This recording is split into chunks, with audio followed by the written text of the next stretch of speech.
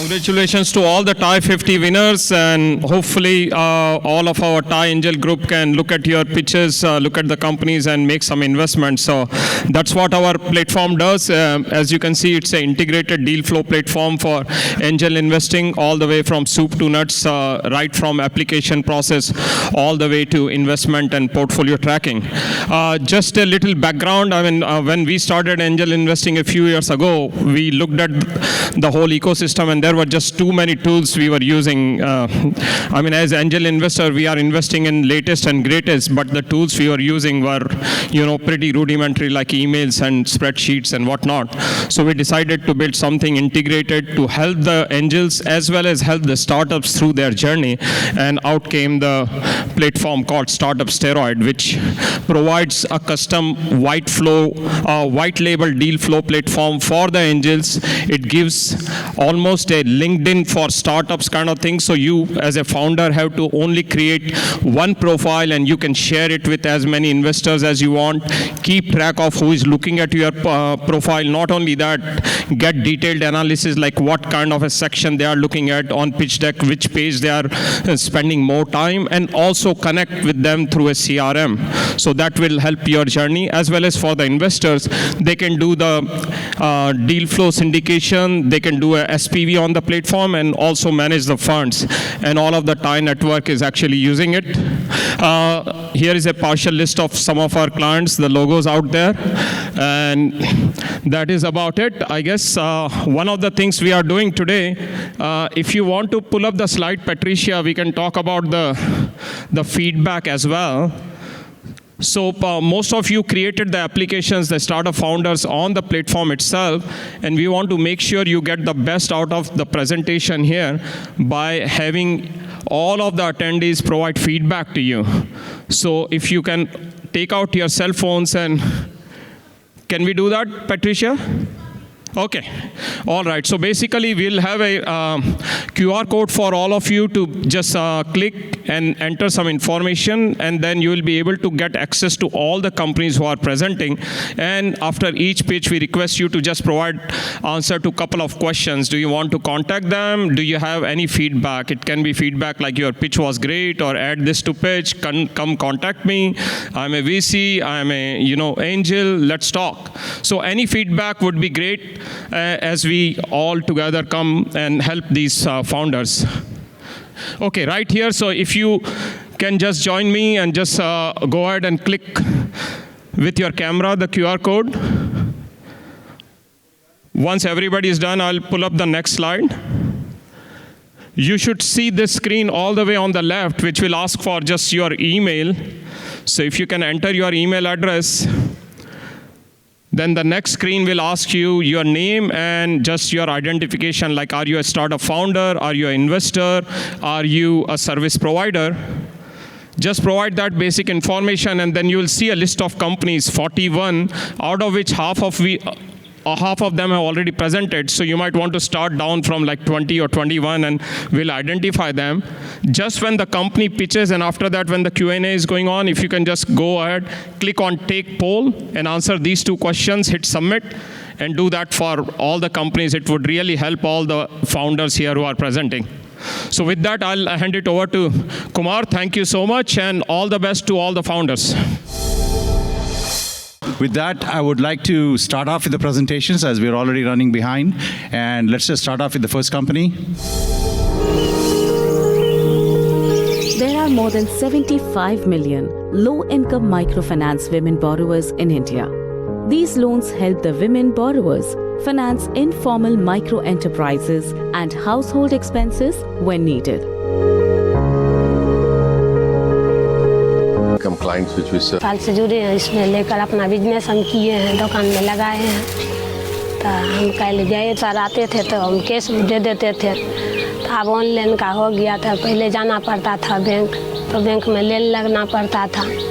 तो इसलिए अब सुविधा हो गया, जो सर से मोबाइल से हम अपना अथी से कार्ड से मरवा सकते हैं मोबाइल फोन ले। सर मैं 1.5 साल से काम कर रहा हूँ। पहले कैश कलेक्शन ज़्यादा होता था, अब जो है पहले से ज़्यादा ऑनलाइन हो रहा है डिजिटल पेमेंट के द्वारा। पहले इतना नहीं होता था, पहले टाइम भी बच रहा है और ब्रांच का दूसरा काम भी। अब छोटे छोटे काम के लिए हमें बैंक या ये एटीएम दौड़ना नहीं पड़ता है। अब घर ही बैठे हुए ही मोबाइल हम काम कर सकते हैं। Materials were developed to make it easier for them to understand the digital payment processes.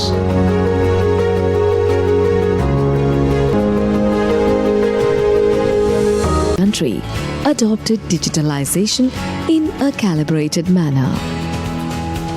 Today, a field force of nearly 2 lakhs provides an assisted digital interface to the borrowers from low-income households, often with low literacy levels. The entire onboarding of customers is digital. Even the client verification processes are done through Aadhaar-based customer e-sign, video KYC and credit bureau check. Online payment का मतलब सहूलियत और सुरक्षा। सहूलियत आपकी और सुरक्षा आपके पैसों की। क्योंकि मैं अपने दुकान पे ज़्यादा online It's a great step to further promote the formalization of small and medium enterprises, enabling them to benefit from digital ecosystems, financial services, and government benefits, among others.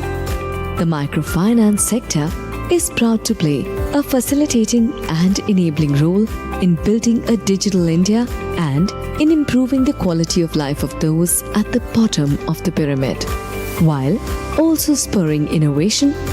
At FinPay, our aim is to reach every household in India and enable them for digital banking and payment services. Hi.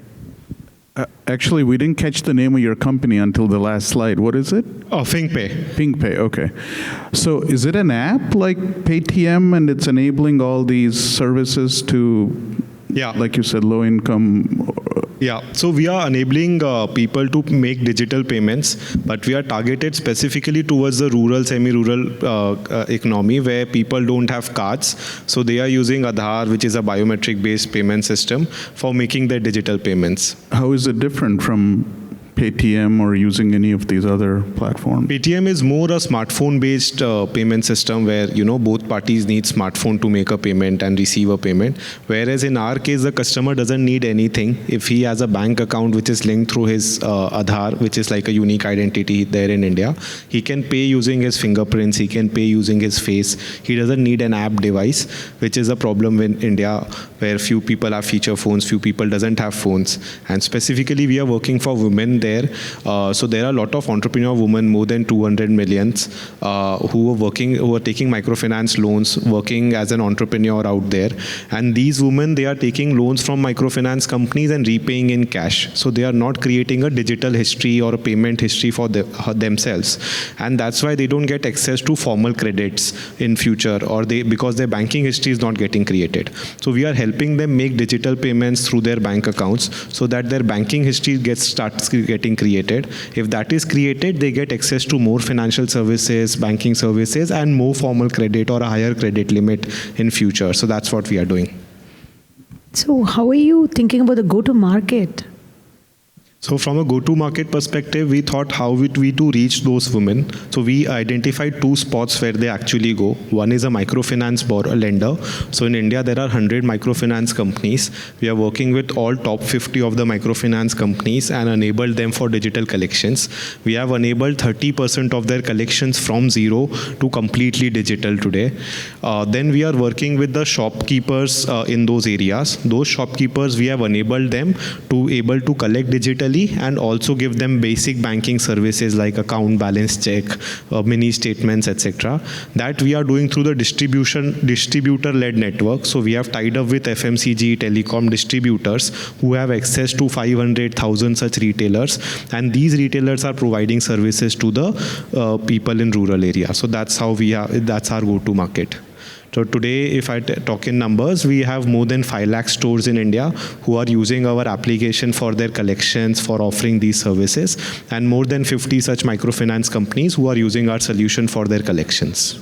End users are more than 6 crores today who have actively transacted on this thing. And last month, we have also received the RBI in principle payment aggregator license as well. Congratulations. Thank you. Okay, thank you so much.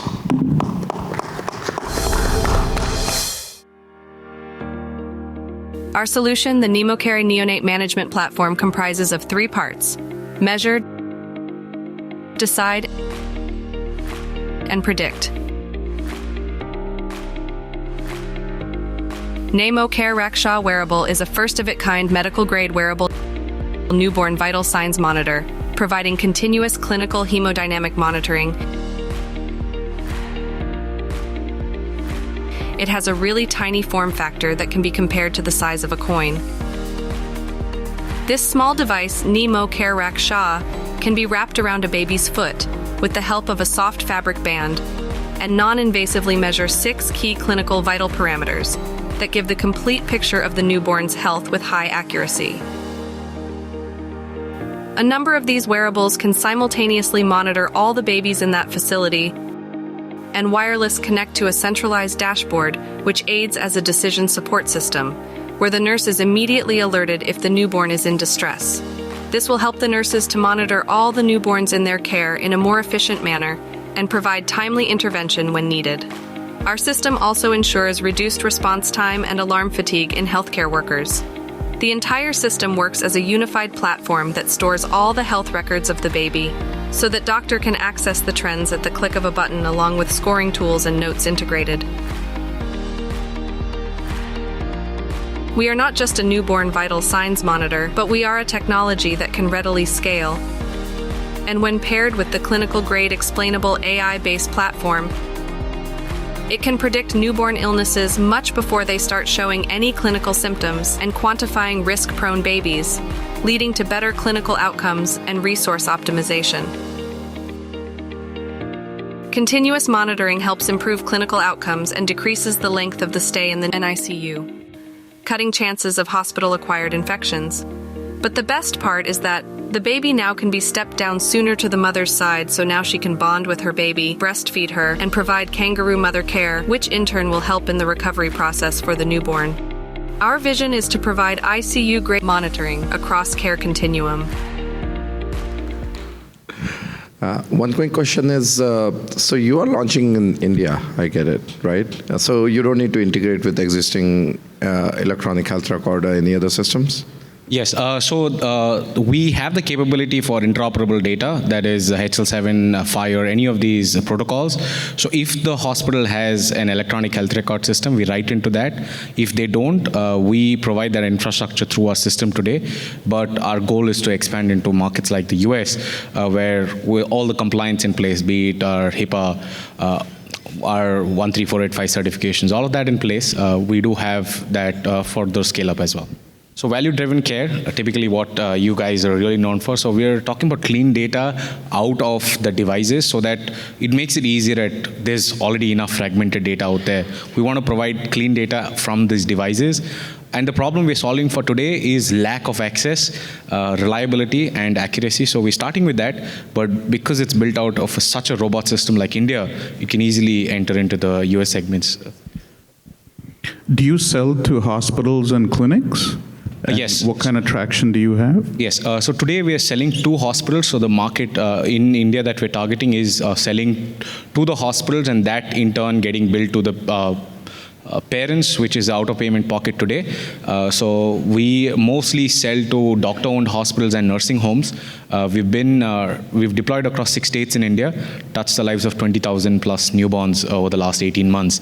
But the company has been in existence for 7 years, 5 years of R&D, several patents granted, clinical validations completed, and also regulatory clearances sorted out. So you do have both hardware and the software, right?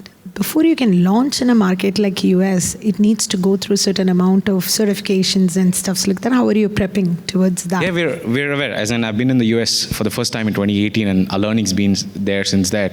We've worked with leading hospitals like Stanford here to understand what's required, also understand health economics, worked with providers here to understand saying, so in US we'll be positioned as an out-of-hospital segment, telemedicine, but with clinical grade monitoring. So we have been learning the entire pathway.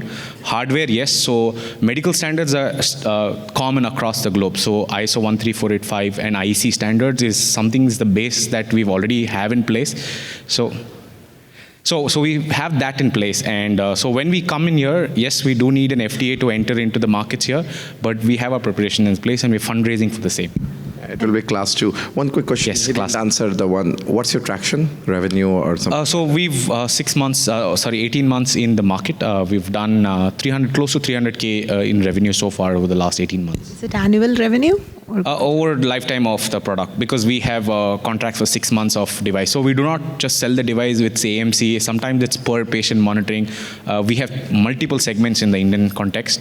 So my child was in NICU at Louisville Packard for like 5 weeks, right? And so we did have devices selling out. And so who are the competitors that you're seeing, especially when you're taking about like right here, we've got Oakland, we've got Benioff, and we've got Stanford Louisville Packard, 3 of the best NICUs in the world. Stanford Louisville Packard is where our advisor comes in from. So where we actually have a strong piece is saying we're not looking at the nursery. It is well equipped here in the US.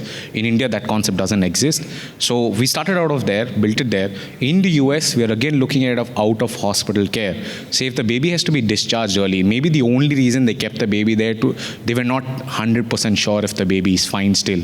So that element is a huge saving for the insurance play. We're talking about millions of dollars saving, because likely the mother also might have been in the hospital just because the baby has to be under monitoring. So that's the use case for US that we're starting out with. Maybe we have bigger plans within the NICU itself, but there are players, and we have our patents granted in the US. Recommend you to also think about partnerships with the insurance companies and also with the we have a pilot in principle with Fortune 10. Yes, amazing. Thank you. I may have missed this. What are the clinical parameters you're tracking, the 6 that you mentioned? So heart rate, respiration rate, body temperature, oxygen saturation, perfusion index, and heart rate variability. At the bare level, it goes on to levels of scoring like Silverman score at the decision support system, and prediction on saying is the baby having an early onset of sepsis, maybe 48 hours before clinical degradation. So this is the level of real time to prediction that we have. Thank you. Thanks for your suggestions. Thank you. Everyone, I am Brijesh Datta, founder and CEO of Nestingle. My co-founder Vijay and I reinvented the home furnishing business at Shutterfly before we started Nestingle.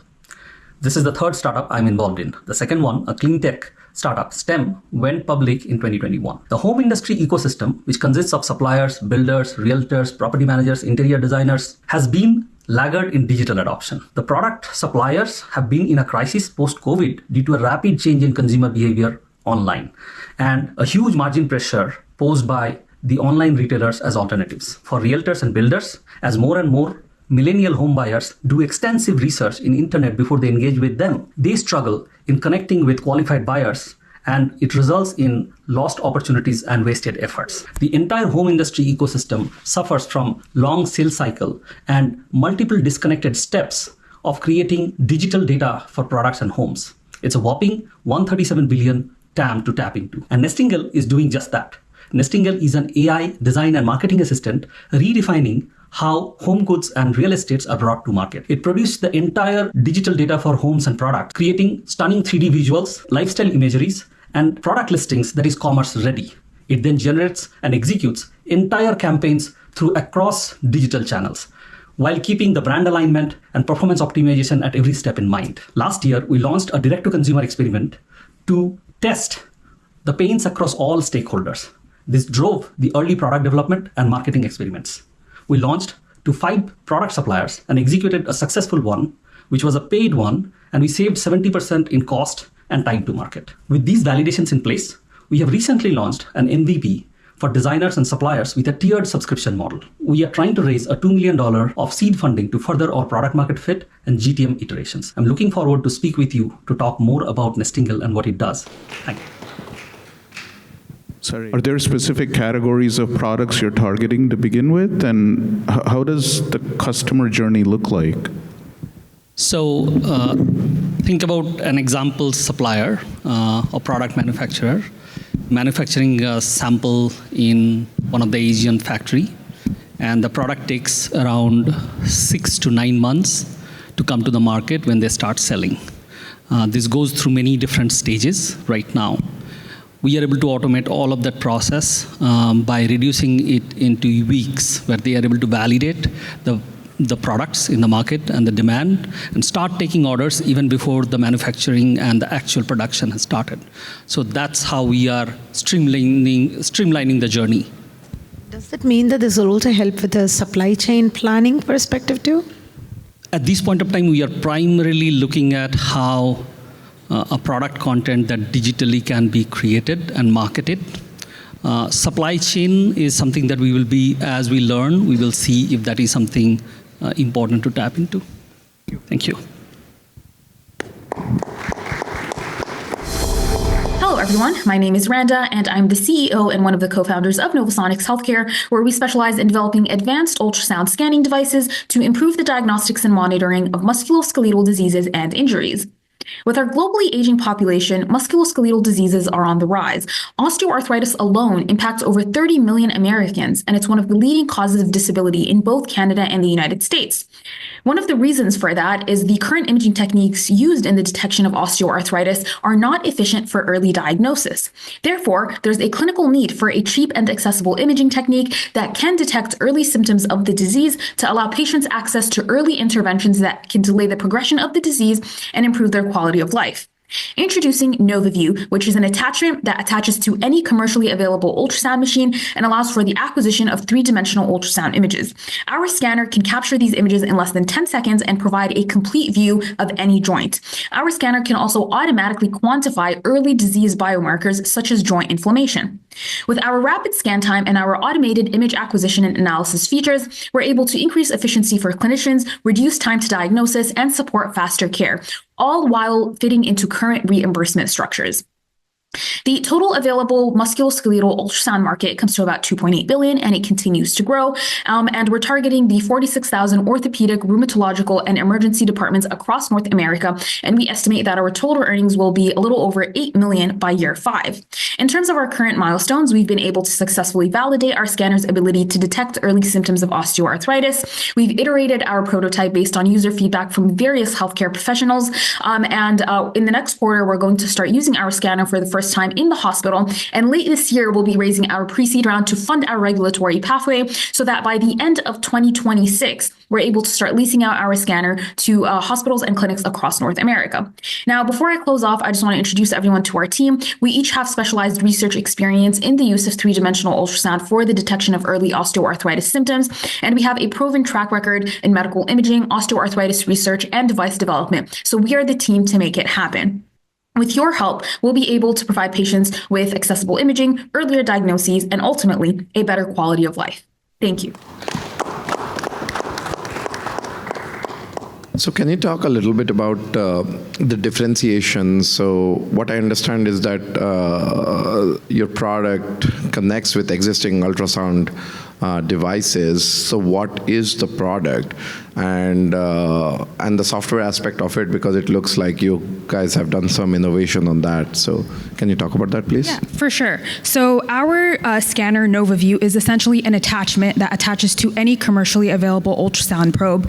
And so as you can see in the video, it consists of a mechatronic arm that has a motor in the end. So you attach the ultrasound probe to that motor, and then you position the ultrasound probe over the area of interest. So say you're scanning someone's knee, and then in the software, you're able to select, specific parameters such as the scan length, the scan time, and then you just click scan. And then the motor will move the probe over the region of interest, and our software will capture a series of 2D ultrasound images and then stitch them together into a 3D ultrasound image. And our software, also it will show these 3D ultrasound images right after the scan is over, and it's a very user-friendly interface where the user can actually look through the entire 3D volume from various angles and various planes. And we also have AI tools that will automatically quantify the amount of inflammation in the joint. So the focus is just going to be on arthritis for now?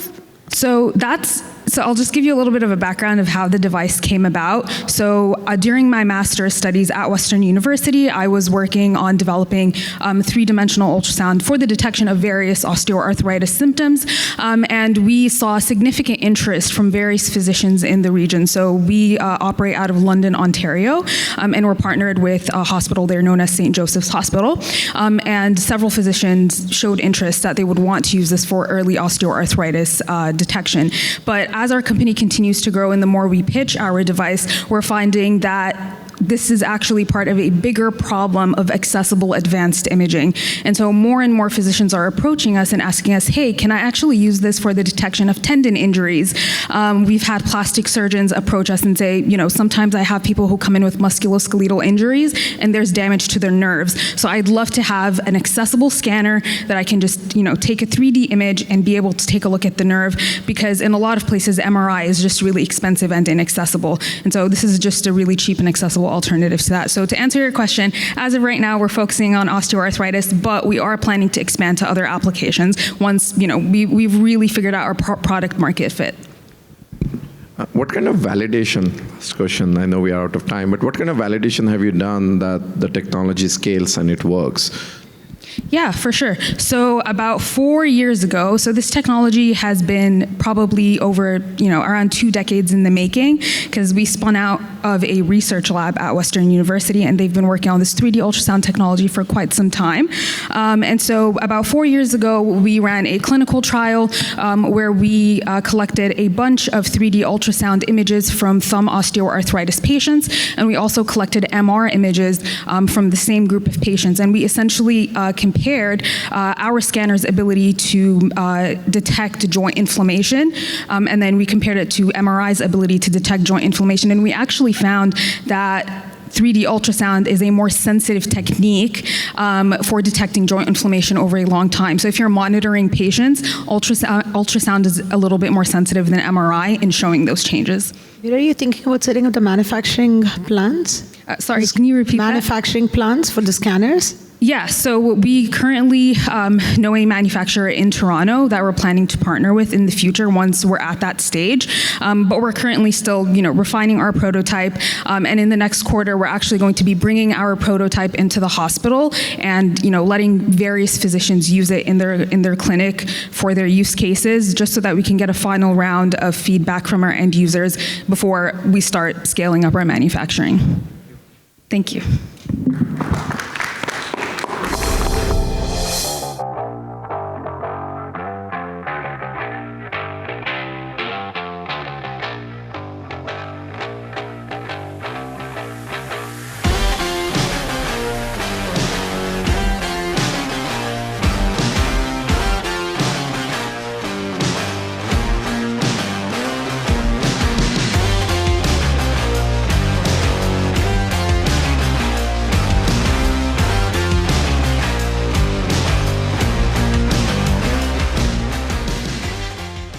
I see mayonnaise. There is indeed mayonnaise on it.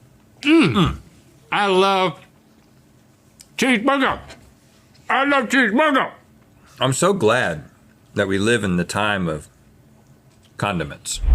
Best Food's real mayonnaise. It makes any barbecue delicious.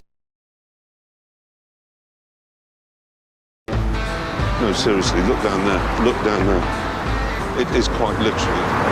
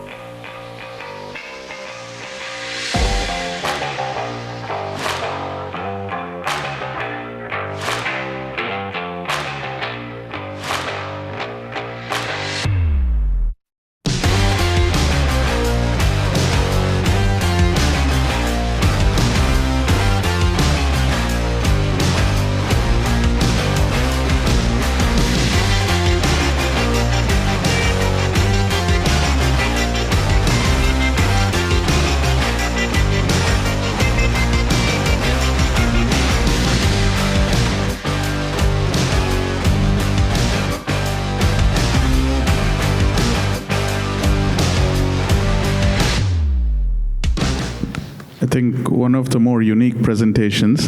I'm just trying to wrap my head around it. So you're helping bring branding opportunities through influencers? Is that what it is? That, and in general, our main core is virtual product placement. So product placement has been happening for decades and nearly a century in movies, TV shows. We are making it virtual with AI, so it happens post-production. So you can go and monetize your back catalog.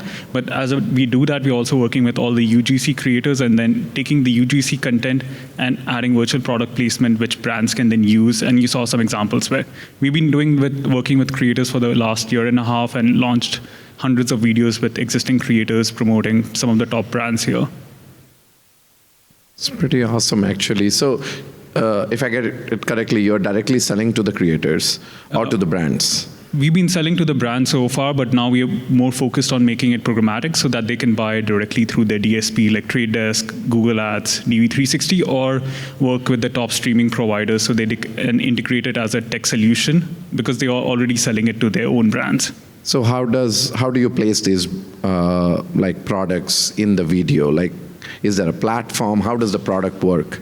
It is a platform, our own AI models, which analyze a 2D video, create a full 3D scene around it, match every frame to identify like a particular shot and similar shots which make up a scene. Like if it's a kitchen scene, all the shots in the video in a TV episode which are of that same scene, place an object there, and then track that object across different frames to see it doesn't move. Because if you placed a can over here, even when the camera moves or if there's a second camera, it has to be at the exact same point, otherwise it will appear as if it's shaking or anything around that.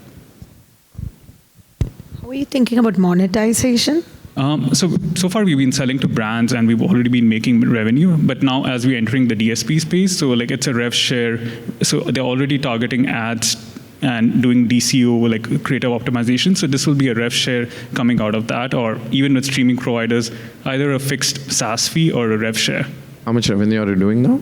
We're already in few millions a year. So we already have some of the top brands like Amazon, P&G, L'Oreal, like Lenovo already working with us, Pepsi. Thank you. We are Rockfish Data. It is a privilege to be a TiE50 winner. That 2-3 years in a row. Rockfish Data's foundational innovation is based on years of research at Carnegie Mellon University. Founded in mid-2022, Rockfish is a seed stage company having raised $6 million from prominent institutional investors. Many enterprises, public sector agencies, and partners trust Rockfish. Our founding team has decades of experience, and we have a world-class advisory board guiding us through this journey. Almost every enterprise is operationalizing or productizing AI these days. However, data bottlenecks are squarely standing in the way, primarily driven by data sharing or data sparsity issues. Use cases include product demos, sharing data with collaborators, and AI/ML model training and testing. Due to the complexities of operational data, we find that other approaches are not well suited. This is where Rockfish Data comes in. It is a purpose-built synthetic data platform to operationalize AI. It is the ideal solution for continuous operational data. Incorporates requirements and constraints that are critical for the domain. It can do outcome-centric data generation. The generated data is privacy-preserving with high fidelity. With applicability in each and every industry vertical, we see that the opportunities and potential are sky-high. This can become a key and integral part of every ML and data pipeline. It can be deployed as SaaS or on-prem. This could be the de facto data augmentation solution for AI productization. We are super bullish about how we can operationalize AI and make AI work for us and make a significant, sustainable, and lasting impact. Thank you.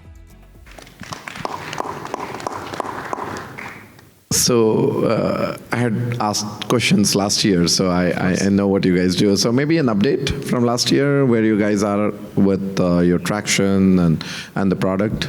Yeah, absolutely. So 3 fronts. On the product side, we have developed it further on multiple sides. There are a lot of rough edges last year. We are trying to fix those and move it ahead, including adding new models, how to make it work better, meet some of the privacy frameworks that we have added.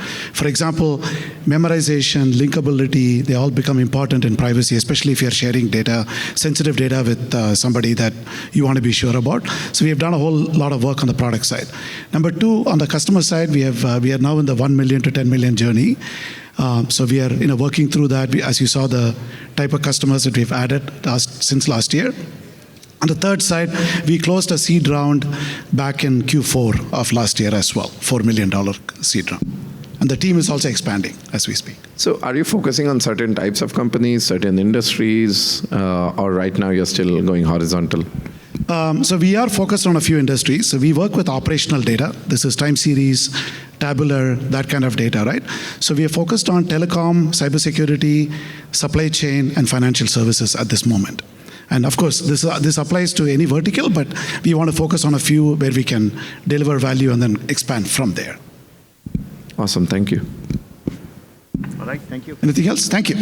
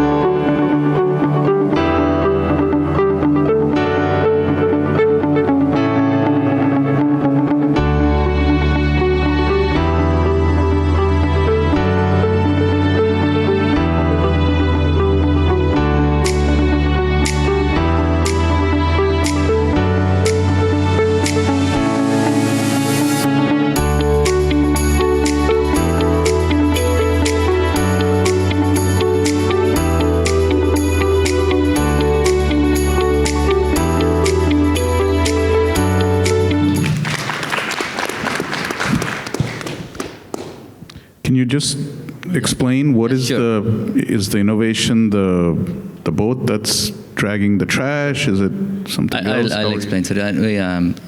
I'm Alagu Pandeyaraja. I'm the CEO and founder of the startup, and this is basically a multi-purpose autonomous water drone. It works in 3 modes. One is just like a manual mode. You can operate it like a remote car. And second thing is semi-autonomous mode. You just have to give the geo coordinates of the water body. It will patrol the water body. And third one is complete autonomous mode. It has 3 cameras and 1 ultrasonic sensor. It can identify the waste. It can go pick it up and come back. And this is our first prototype that we are developing. And we are a climate tech, clean tech company. We want to position ourselves in this field, and we want to develop various versions in this area. And we are based out of IIT Madras Research Park in Chennai. And we are at early stage. We have recently finished this prototype, and we have done a few field trials. We have done only field trials, sir. We haven't got into commercialization stage yet. So you're targeting as India as a market first? Right now we are targeting Indian market, but this problem exists across the world, because any country you go with, there a lot of water bodies are there. It has to be cleaned, it has to be maintained. So we strongly believe that product in this area are needed across the world. Can you talk about your pipeline? I know you and I have discussed this. You should explain the pipeline, the type of customers you've been talking to. Yeah, majorly when it comes to India or in other countries as well, the water bodies comes under the ambit of government or quasi-government bodies. So we are talking with the existing supply chain already, that there are a lot of contractors who are already supplying to government. So we are in discussion with them, and they feel that this is a new kind of product, and they see that there is a huge potential for this product. And with respect to government, we get contracts in a big number. So and also I have personally worked inside government. I was the former city innovation officer for Chennai Corporation. Before that, I have worked with Government of India and India Smart City missions under various water rejuvenation projects. So I know how that selling inside government works. So I strongly believe we can sell it to government. So this is one pipeline. And apart from that, we are in discussion with a lot of companies. They are doing CSR projects like Hero Motors, Bisleri Waters. Most of them are into water rejuvenation projects like Pepsi, Coke and all. So they need water cleaning devices for their marketing purpose as well as to clean the water body. So we are in discussion with them as well. And also port authorities need such devices to clean ports.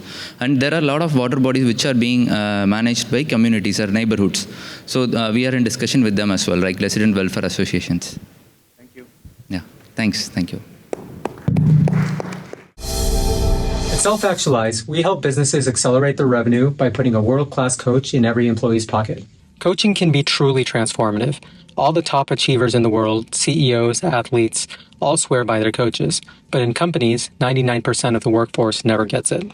That's because it's too expensive. At over $300 an hour, it's far too expensive to roll coaching out beyond the exec team. We work with real-life world-class coaches to create AI versions of them that sound like them, feel like them, and coach like them. The main experience is a fully proactive, immersive chat with your coach, which includes personalized text messages, voice memos, and videos. The real magic comes from the coaching being integrated right into your workflows. Your coach knows everything on your calendar and everything you're working towards. You can even have your coach listen in on your meetings and coach you on what you can be doing better. Hey guys, I'm Moldos here, so let's get into it. See here you can see my email, and I have an email from my virtual coach. My coach is Jeffrey Gitomer. He's a well-known sales author. He wrote the book, The Little Red Book of Selling, which is the highest selling sales book that's out there. So we're working with the real Jeffrey Gitomer, and we've created his virtual AI that I'm going to get coached on. So every morning I get this proactive email from him reminding me about a key goal or just motivating me to get off my butt and do something. So I'm going to click here and go into the app. So this takes me into the app. This is my main dashboard. I'm going to come back to this in just a second. First, let's start with the chat. So, hey, Jeffrey, listen, you know me pretty well by now. What do you think I need to do to be a better rep? Look, you're not a bad rep. You're just playing it too safe. Your demos are decent, but you're spending way too much time hiding behind small talk and pleasantries. You've got 95 mullers to close, and you're acting like you're selling Girl Scout cookies. There we go. That's the coaching from the virtual Jeffrey Gitomer. So as an HR leader, I've tested a lot of platforms that claim to drive performance and engagement. What stood out for me with Self-Actualize wasn't just the tech, it was how thoughtful that the experience felt. So the AI coach that I work with, Colleen, didn't feel generic. So if you're exploring scalable coaching that actually supports people in real moments, Self-Actualize is worth checking out. We have 7 pilots under our belt, including big companies and small, and a variety of use cases. We have an incredible team with deep experience building and growing in the enterprise space and a shared belief in the power of coaching. So if you're passionate about helping every employee realize their full potential and helping businesses accelerate their revenue, let's talk. Thank you. Okay, I'll start. So just quickly, are you right now selling to individual sellers or companies, right? Are you trying for enterprise deals or individuals? Yeah, we're a B2B product, so we're selling to companies, usually the VP of sales or director of sales. You're targeting your ICP sales team within a big organization, and that's it, no one else. So our vision is to target all types of executive coaching, but sales seems to be where we're getting most of our early traction, so that's going to be our wedge. So do you listen in on the sales calls and processes and also monitor the emails and the calendar? I saw what else goes into your analysis? Yeah, we have a meeting integration, so the sales coach can listen in on calls and basically coach you right afterwards. We also have a calendar integration. We have Slack and WhatsApp integration, so we're trying to be as integrated into the workflows as possible. You're also integrated with the CRM and things like Gong, right? Not yet. You want to take that? Yeah, so we're not integrating with the CRM yet. We think that's a pretty crowded space. There's a revenue intelligence space, which literally probably hundreds of competitors there that sit on top of the CRM and provide deal intelligence. Rep has a deal and commit, they're gonna flag it, that's not a commit deal, and they provide analytics to the manager. We don't necessarily wanna play in that space. We wanna provide coaching to help each rep, SDRs, leader, CRO get better. So we're not integrating with the CRM, but the idea is to integrate with the email, to integrate with call transcripts, the calendar, to help provide coaching to help these individuals get better based on what's going on in their day. Yeah, I got that, but basically you need to understand the context of, let's say, a deal is at what stage, what's the size of the deal, and others. I thought you guys are integrating with Gong also, right? The call recording and all that stuff. Am I correct? So we have our own bot that sits on your meetings. So we have a self-actualized bot that's sitting on your meetings. So behind the scenes, it's sending the transcript to self-actualize. So you go into your virtual coach will have feedback on the meeting. What are you thinking about the AI privacy laws? We've got even Brown Act, right, for California, with which we have to even get permission before we record any of the meetings. And so how are you thinking about it from the local institutions or the law perspective? So to our understanding, the companies opt in. So as long as the company is okay with it and the team is okay with it, that's fine. Yeah, but then in Zoom also, we ask, this is being recorded, so do you want to be recorded or not? And if you say no, that's an option that's given because it's a law which is called as Brown Act just for here, for California. So if we both are in a meeting, I should give you permission for you to record what I'm saying. I can be your prospect, right? As a salesperson, if I say that, no, you cannot record me, you should not record as per the law. The same thing applies even with respect to AI data privacy laws, which has been passed by EU, and certain countries within EU have got their own laws too. Since your bot sits in the back end, this is something which you have to think about in advance if you have not thought about it. Great feedback. Thank you. Thank you. Traction, right? Thank you. What's your track? Yeah. Yeah, so from a traction perspective, we're B2B. So like Amit said, we're focusing on sales teams and leadership teams. So right now we've got pilots going with 8 companies of all different sizes, big companies, mid-sized companies, and early stage startups, focusing on sales and leadership. So these are our design partners, our pilots. A couple of those are ending in the next couple of weeks. So we're hoping to have our first paid revenue producing customers in the next 2 weeks. And we just kicked off 2 more pilots while we've been at TiEcon here last couple days. Congrats. Thank you. Feels awesome to be among the winners. We are Sickly.io. We are somebody that everybody here needs. An automation platform for data security and privacy compliances like SOC 2, ISO 27001, CCPA, HIPAA, and many other such frameworks. Specially built for SaaS startups. We're a one-stop shop. Identifying gaps, helping fix them, bringing in auditors, ensuring a smooth audit, and maintaining year-round compliance. Every tool, product or service a company needs to become compliant is part of our solution. Our workshop model, a huge differentiator from others, is a big hit. Our platform, powered by copilots, can integrate with your tech stack to show issues and help fix them. About non-tech compliance, we have policies, processes, documents, risk assessment, and everything that a company needs to go from 0 to 1 in 8 weeks of time. Our clients are currently spread across 18 countries. TrueDay is our another application, through which a company can share link of their real-time compliance posture, certifications, etc. with prospects, existing clients, and partners to gain instant trust. Surprisingly, few clients are using TrueDay as a lead magnet. And Neo, like from the movie Matrix, is our AI agent that can bring down our current average time for SOC 2 Type 1 from 8 weeks to 72 hours. It will be the first AI agent in this space that will move from advising to performing tasks, requiring only supervision from your team to become compliant. This is a game changer. It is currently in stealth. Our market is huge and growing, as the number of data compliances and startups across the world are growing.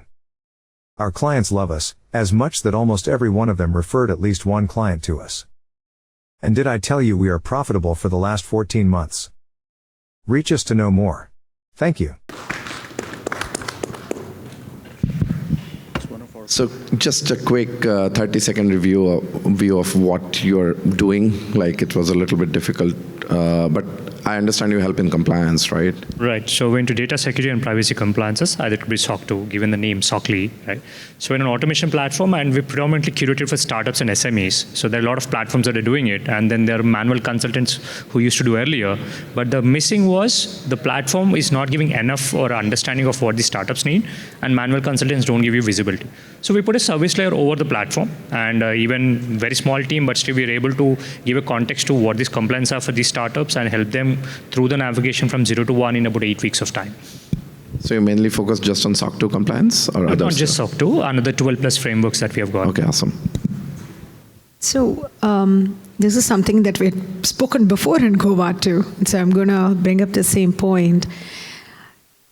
When a company is going to be an early stage startup, there is no customer data that is going through there, right? And the whole thing changes when the customer data goes through a company, a startup. Right.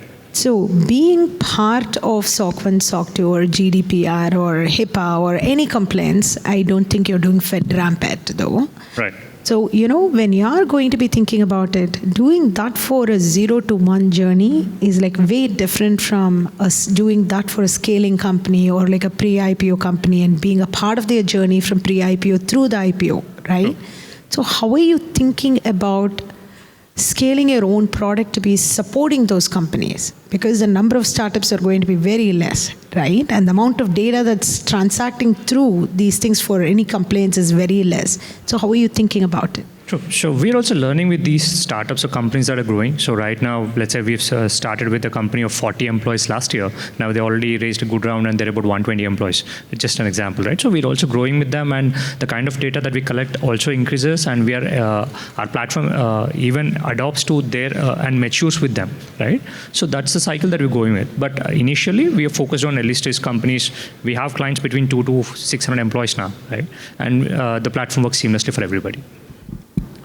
What's your traction, and one is what's your average contract value?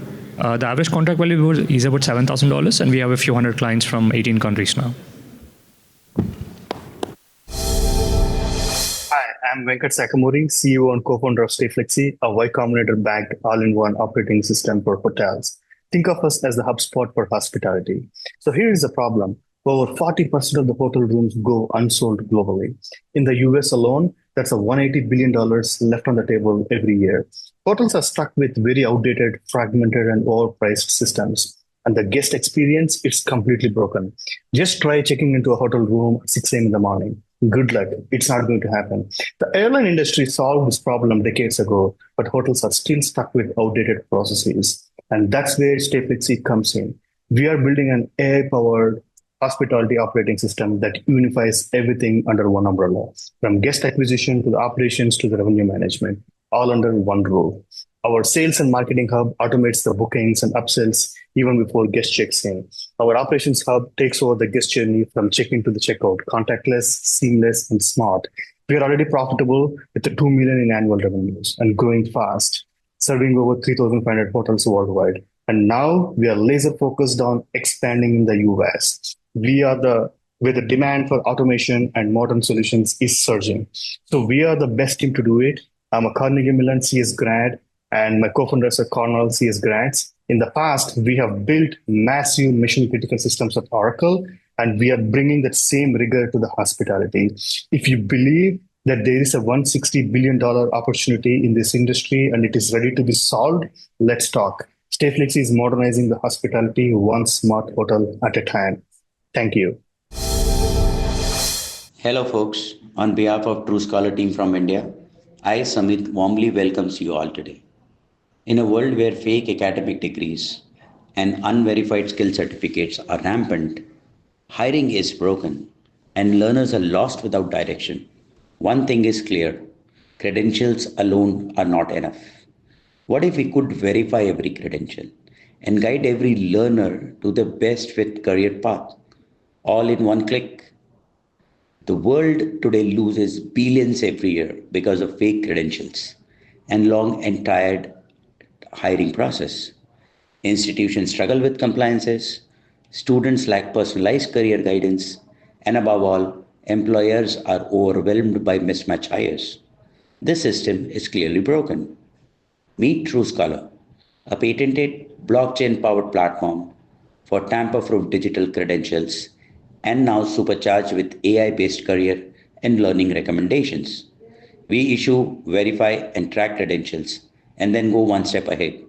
Our AI engine builds personalized learning pathways, maps job readiness, and connects students to employers automatically. With over 1.5 million credentials issued, we have clocked $1 million in revenue in FY 24-25 and have purchase orders worth $2 million in hand. We are tapping into $80 billion plus market in credentialing, compliances, and career readiness by combining Web3 trust infrastructure and AI-powered career recommendations. Backed by a stellar team led by CM Mayur Chawad as CEO and CFO, a very compliance-first growth strategist, and Samit Singhi as Chief Product and Tech Officer, who's a deep tech product visionary. We are recognized by NASSCOM Deep Tech Emerge 50, TiE TGS 100, global institutions, and now TiE50. We are the first movers uniting verifiable credentials, plus AI, plus hiring into one unified ecosystem. TrueScholar is not just a product, it's a movement.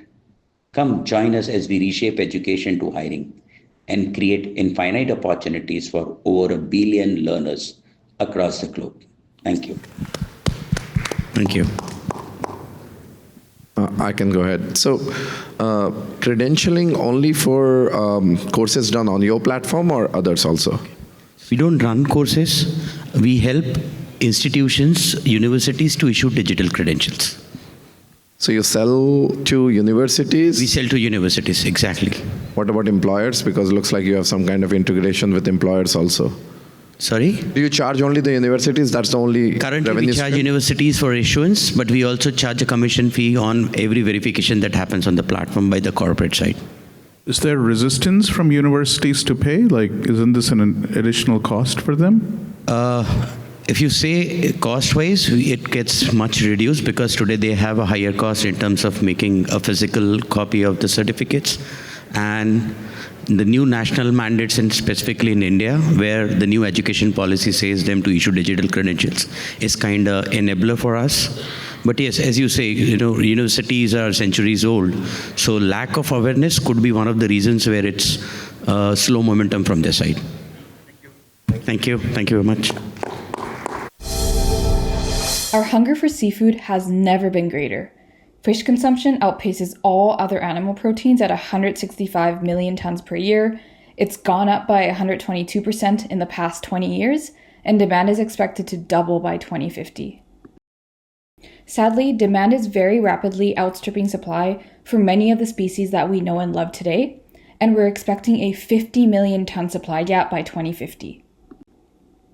The industry is also facing many significant challenges, with some highlights including overfishing, where up to 90% of fish stocks are fully exploited or overfished, biodiversity loss, where a quarter of the world's freshwater animals are at high risk of extinction, environmental footprint, where some estimates say that bottom trawling releases as much CO2 as the entire aviation industry, and of course, contaminants such as microplastics and heavy metals, which impact our health.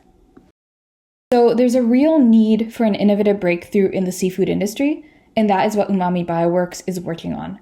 We're building a cultivated seafood production platform, offering everything from cell lines, the nutrients and inputs required to grow these cells, the process development tech to scale these cells up to meaningful volumes, and we leverage AI across all stages of development to accelerate progress. We're B2B, and we license our platform to large seafood and food companies for them to easily enter the cultivated category so that they're able to offer a cultivated product line in addition to wild-caught and farmed fish. Our core business has been cultivated seafood up until recently, but we're also starting to apply all the knowledge that we built up over the past 5 years to tackle other key challenges facing the seafood industry, such as disease detection and feed optimization as well. In terms of cultivated, we have a very exciting roadmap of products that we're looking forward to launching over the next few years, starting with pet food, caviar, eel, whitefish, and tuna. We've conducted multiple tasting sessions in Singapore where we have showcased our products to dozens of leaders in the industry, and we'll be hosting more sessions around the world this year. We have partners all around the globe with some of our key partners being Maruhanichiro, the world's largest seafood company who we are co-developing a critical product with, and we're also a part of Nestle Purina's accelerator program, working closely with them to co-develop pet food. Thank you so much, and please don't hesitate to reach out.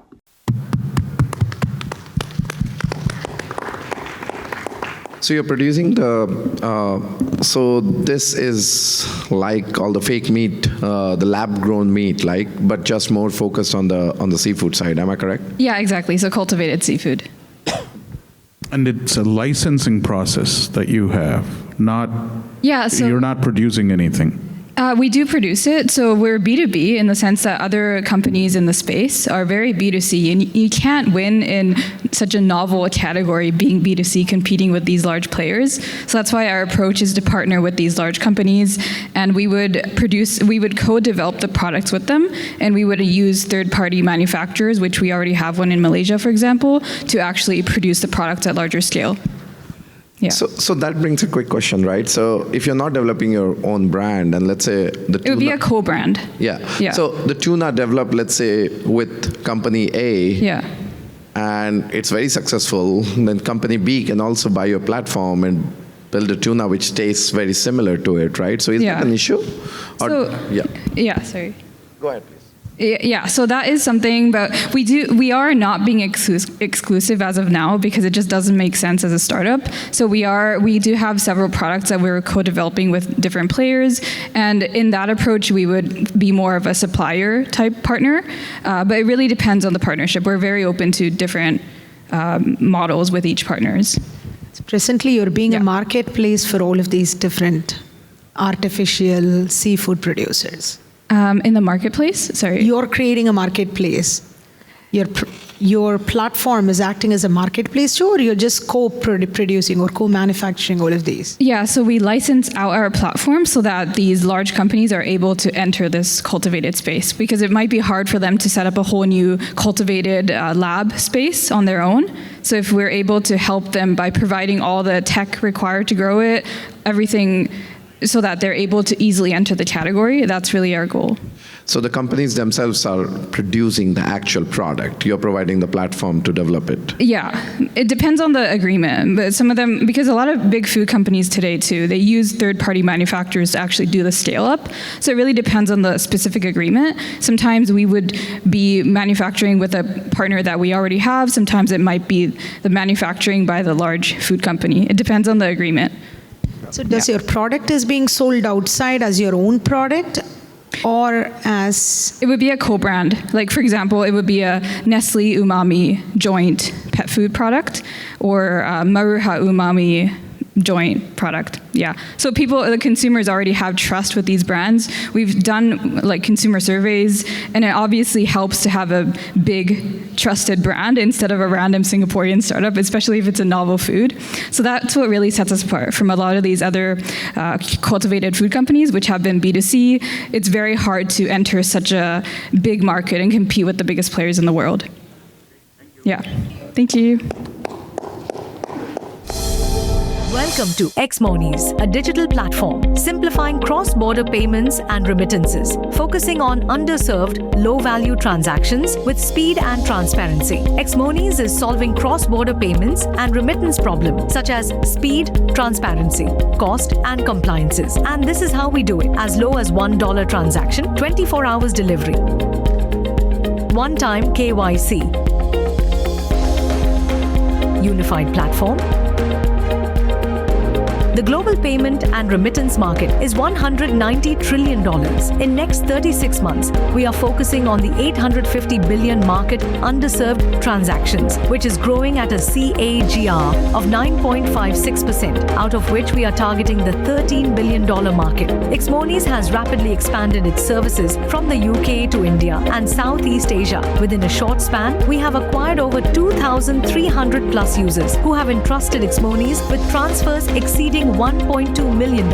Demonstrating strong user satisfaction, we maintain an impressive 87% month-on-month repeat user rate. Globally, 8 corridors sharing 50% global cross-border to Southeast Asia and Africa. This is where Xmonies is focusing in. Next steps. We are building a JV with our compliance partner in UK, launching business payments, and by August, we are launching in US outwork market, led by our founders, Arvind Gupta, with 26 plus years of experience in BFSI and telecom industry, and Vika Saxena, with 23 plus years of experience in technology, aided by Sanjay Shada, our mentor, with 30 plus years of experience in banking, backed by experienced founding team, having vast experience in marketing, technology, and compliance, and with the expertise of our advisory team. Raising $1 million to unlock the next stage of growth, Xmonies, bridging borders with seamless payments and inclusion. Hey, it's a crowded space, right? How are you setting yourself apart? Cross-border remittances, transfers. It looks like a crowded space, but there is a large white space. I will say that 70% transactions consisting 30% value underserved transactions, sub $1,000 transactions, and most of the global platforms are focusing nichely on mid to high level transactions. That is their ICP. Our ICP is undervalue low sub transaction. Take an example, immigrant laborers working overseas, they club the money for 3-4 months before they send the money home. So they're like 3 to 4 transactions average in a year. What we are changing the ICP is this: you make money, you send home. 80% of the money they make belongs to their families, they're back home. The same goes for the SMB businesses. Like if you take the Southeast Asia, a lot of SMBs raising an invoice of $500 to $5,000 to a large markets, UK, US, Europe, Australia, Canada. They also club their invoices because the cost of doing the invoicing is about 8.5% to 13% cost.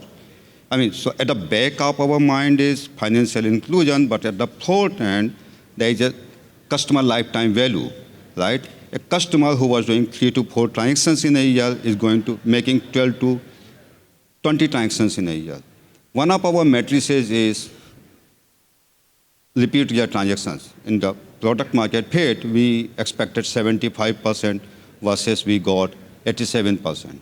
We also put a unit economics in a place where we said that our average transaction size should be $500, where we hit the $860.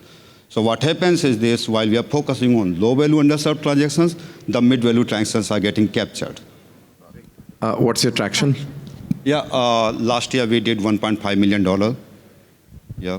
And it's a high transfer value. That's transfer value, you're saying. Overall revenue we made as a company is $1.5 million. The transaction value out of which came $1.2 million. Reason is this: it's a very highly regulated space. Okay, the first space has to be very, very slow, because you have to accept the customers, the trust, and the regulatory compliances. We also believe that we should go slow for the first 1 year, understand the product market fit from the books to the research to the actual implementation before we go hypothetically high. The second thing happening, the JV I was talking in the UK, where we are transiting the 12,000 customers with our compliance partner to digitally to us, which is giving me a $45 million GMV in the coming year, this year, and that makes us that we are fit into the market and accepting it. Thank you. Yeah, thank you. Hi, Siva here, founder of Lyzer, the agent infrastructure platform designed for enterprises. Lyzer helps enterprises build safe and responsible AI agents and deploy them in production. And at Lyzer, our vision is OGI, Organizational General Intelligence. Here is a short clip explaining what OGI is. The biggest workforce shift this decade? Not humans leaving the workforce, but AI agents joining it. Humans won't be replaced by AI. They'll be replaced by software that works like humans. In HR, in marketing, in sales, AI agents are quietly taking over everything that's repetitive, operational, mechanical, not because they're cheaper, but because they're better, safe, reliable, always on. And what's left for humans? The stuff AI can't do: empathy, strategy, creativity, trust. And every AI agent writes back into a central brain. OGI, Organizational General Intelligence. OGI launches new agents in real time. One for fixing sales leaks, one for internal compliance, one for resolving churn risks. No meetings, no teams, just work getting done. This isn't the future of work, it's the future of how work works. Built by Lizer for the art of possibility. But before we get to OGI, we need to solve an important problem, which is to help enterprises get their agents to production, which is why at Lizer, we improved our architecture to bring in the safe AI and responsible AI modules native within an agent core agent architecture, making Lizer agents responsible by design. Now, enterprises can launch 100,000 agents, but centrally enable the safe and responsible AI guardrails. And this allows organizations to build agents or a multi-agent system via Lizer and eventually get to the organizational general intelligence.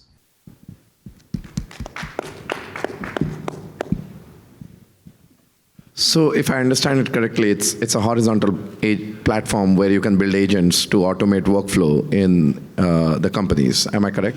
Yes, that is correct. So essentially what we are trying to do is that in terms of enterprise, we want to, our single platform should be used as a full stack application builder for any of the enterprises. For example, if you have any business problems or business processes, we want to automate that with UI, plus the UI. Got it. Who is building these agents?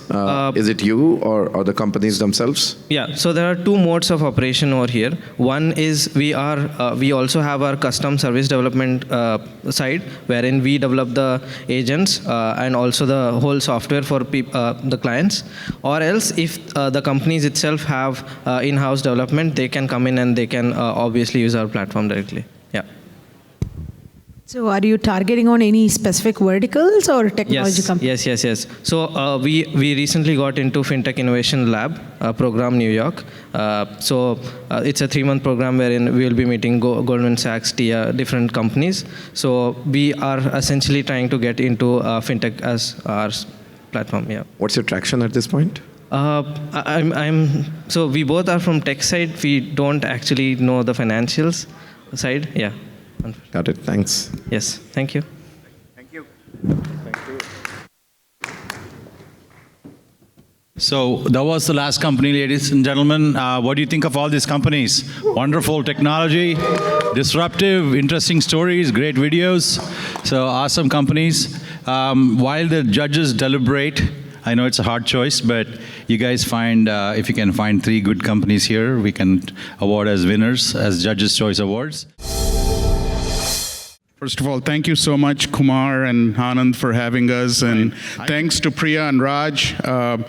Amazing companies. I sat through the other session earlier as well. Extraordinary entrepreneurs. A big hand to all the founders who presented. The momentum that TiE50 creates is extraordinary. I've been following them for a few years now, and some extraordinary companies and founders have come out of this system. So hats off to the entire TiE organization for spearheading this. Priya, Raj, and I had a very unenviable role of figuring out who the best 3 are among the 15 or 16 that presented. In no particular order, the companies that we rated the highest are Scrapify. Is the founder here? Scrapify, yeah.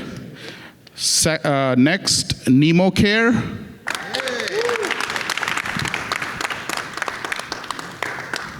And FingPay. I hope I'm saying that right. FingPay? Ah, okay.